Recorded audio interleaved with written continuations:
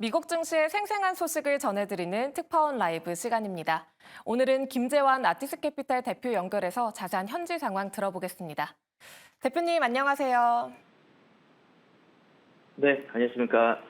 네, 뱅크 오브 아메리카는 최근 올해 주요국들의 금리 인하는 없을 것이라는 다소 극단적인 시나리오를 내놨습니다. 이런 의견을 제시한 배경 무엇이라고 보시나요? 더불어 이러한 주장에 대한 대표님의 시각도 궁금합니다. 올해 금리 인하는 시행되지 않을까요?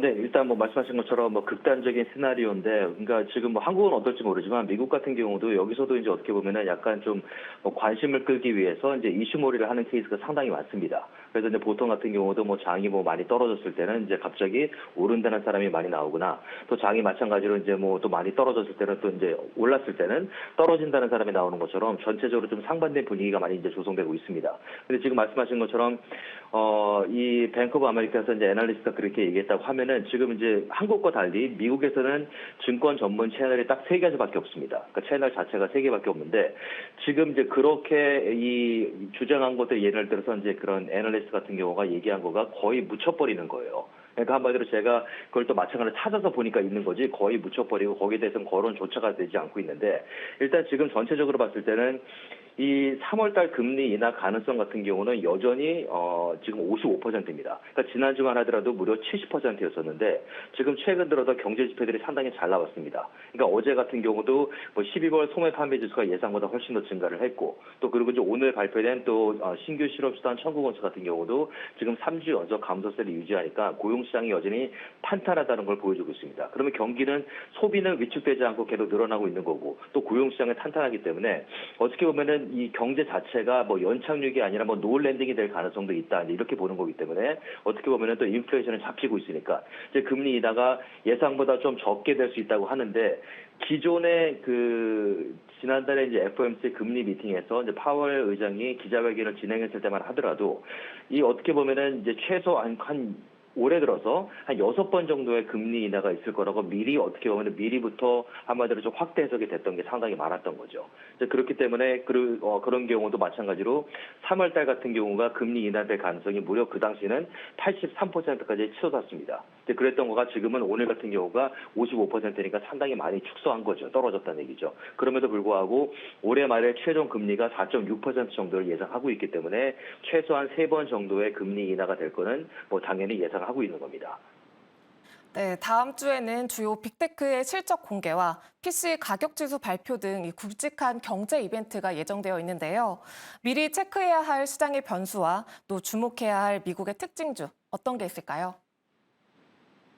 일단 이제 보게 됐을 때는 이제 2주 전이죠. 이제 새해 첫날, 첫 주, 그러니까 이제 1월 달 첫 주 같은 경우가 10주 만에 처음 하락한 주로 끝났습니다. 3대 지수가 나란히. 근데 그랬던 거가 지난주 같은 경우는 3대 지수가 나란히 상승한 주로 돌아섰습니다. 그러면은 약세가 한 주 만에 다시 이제 반등세로 돌아섰다는 얘기인데, 어떻게 보면은 이제 2주 전 약세가 반짝 송구율이 이제 끝났다는 분위기임에도 불구하고 이번 주, 아직 내일이 남아 있는 거지만 이번 주 같은 경우도 장이 엇갈려 있습니다. 지금 내스닥하고 S&P 500은 어떻게 보면 지난주에 비해서 상승한 주로 또 기록하고 있는 중이고, 다우존스 같은 경우는 이제 아직까지 이제 지난주에 비해서 떨어지는 상태입니다. 만약에 이런 식으로 큰 변수가 없는 한은 내일 같은 경우 뭐 특별하게 크게 이제 요동치지 않는 상태에서는 이렇게 되면 이제 혼조세로 끝날 가능성이 높아지는데, 지금 전체적으로 봤을 때 이게 1월 달이 됐을 때는, 지금 현재 이제 1월 달이 아직까지 2주나 남아 있는 거지만 보통 1월 달은 항상 이게 제뉴얼리 바로미터를 체크할 때입니다. 그러니까 예의주시할 때예요. 그러면은 제뉴얼리 바로미터라는 건 뭐냐면은 1950년도부터 이제 도입된, 이제 어떻게 보면은 약간 그 주식시장의 움직임을 이제 예의주시하는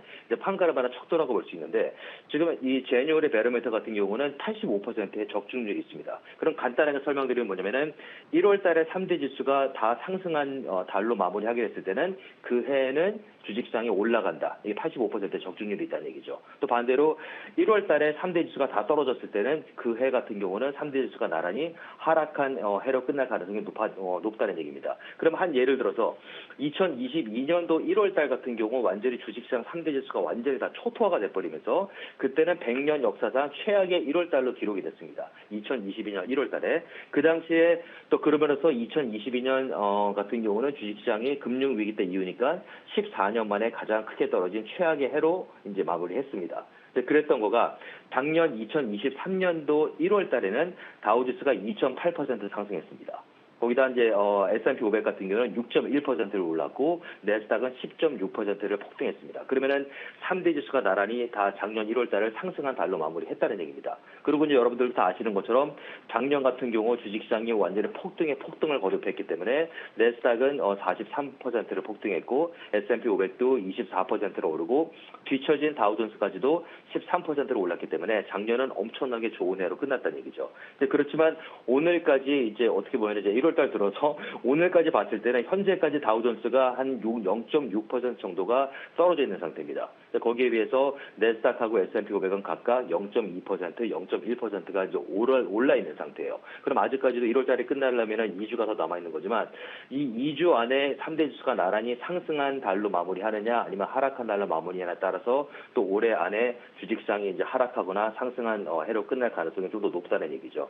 거기다 더해서 다음 주 같은 경우는 이제 넷플릭스하고 이제 테슬라를 비롯해서 420개 기업들이 실적 발표를 합니다. 근데 거기다 더해서 상당한 중요한 경제 지표들이 상당히 많이 나오는 거죠. 그만큼 연준에서 이제 금리 결정을 할 때 가장 중요하게 생각하는 경제 지표 중에 하나인 개인 소비 지출, 12월 달 개인 소비 지출이 발표되고 또 4분기 GDP 소포치가 나오고 내구재 주문도 발표됩니다. 근데 이제 아까 잠시 얘기했던 것처럼 어제 발표됐던 이제 소매 판매 지수가 예상보다 더 증가를 많이 했기 때문에 소비자들이 지갑을 닫지 않고 계속 소비를 하고 있다는 얘기입니다.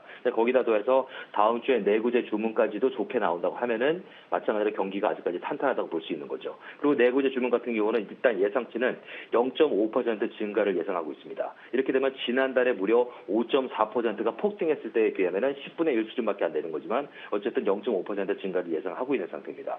거기다 더해서 12월 개인 소비 지출 같은 경우는 이제 뭐 근원 개인 소비 지출 같은 경우가 이제 지난달에 0.1% 이제 오른 거에 그쳤는데 이번 같은 경우는 이제 0.2% 정도를 예상하고 있습니다. 그러니까 지난달보다 조금 더 이제 올라갔다는 얘기죠. 거기다 더해서 근원 개인 소비 지출이 이제 2월로 봤을 때는 3.2%, 지난달에도 3.2%인데 이번에도 여전히 3.2%를 예상하고 있습니다. 그렇기 때문에 다음 주 같은 경우는 이제 뭐 이 전체적으로 기업들의 실적 발표가 이제 본격적으로 이제 본격화되면서 투자 심리가 또 사자와 팔자 사이에서 또 심하게 갈등할 수 있는 거고 또 거기다 더해서 어떻게 보면은 이번 주에 마이크로소프트하고 엔비디아 같은 경우는 두 회사가 나란히 동시에 거의 매일마다 사상 최고치를 경신했습니다. 이렇게 되면서는 마이크로소프트가 애플의 시가총액을 벌써 넘어섰어요. 넘어선 상태로 지금도 이제 마찬가지 유지하고 있는데 이렇게 되면 마이크로소프트가 1월 달에 4.7%를 올랐습니다. 근데 반면에 엔비디아 같은 경우는 1월 달에만 무려 16%를 폭등했습니다. 그러면서는 사상 최고치를 연일 계속 치고 올라간다는 얘기죠. 이렇게 되기 때문에 어떻게 보면은 이 애플이 그동안에 올해 들어서 3번이나 투자 등급을 하향 조정받았고 또 거기다 더해서 이제 오늘 같은 경우는 애플이 강세를 보였지만 어떻게 보면은 이제 22일 동안에 15일을 떨어졌습니다. 그러면 주식시장이 거래되는 거가 월요일부터 금요일까지 봤을 때는 20일 정도면 한 달입니다. 그럼 한 달 동안에 이제 5일 정도만 오르고 나서는 거의 3주를 계속 이제 떨어졌다는 얘기죠. 그렇기 때문에 애플 같은 경우는 어떻게 보면 상태가 아직까지도 좀 불안정한 상태에 있는 거고 애플이 그만큼 좀 반등세로 돌아서야지 전체적인 초대형 기술주들하고 이제 매그니피센트 세븐 주식들이 이제 올라갈 수 있는데 이번에 이제 실적 발표가 어떻게 보면 테슬라가 매그니피센트 세븐 주식 중에서 가장 먼저 실적 발표하는 거기 때문에 분위기를 완전히 잡아갈 수 있다는 얘기죠. 네, 알겠습니다. 오늘도 자세한 내용 전해주신 김재한 대표님 감사합니다. 네, 감사합니다.